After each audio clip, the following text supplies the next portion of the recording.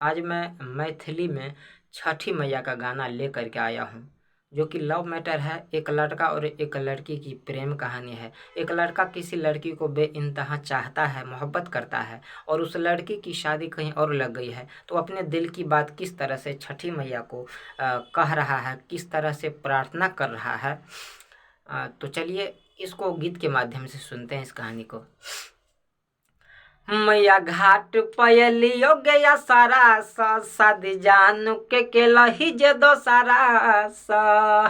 हम मैया घाट पयलियो गया सारा शादी जानू के लही जे दो सारा सा। चमकत अपन जिंदगी के, चमकत अपन जिंदगी के अफलाट करब। छठी मैया यही पोखरी में हम ससाट करब। छठी मैया यही पोखरी में हम ससाट करब।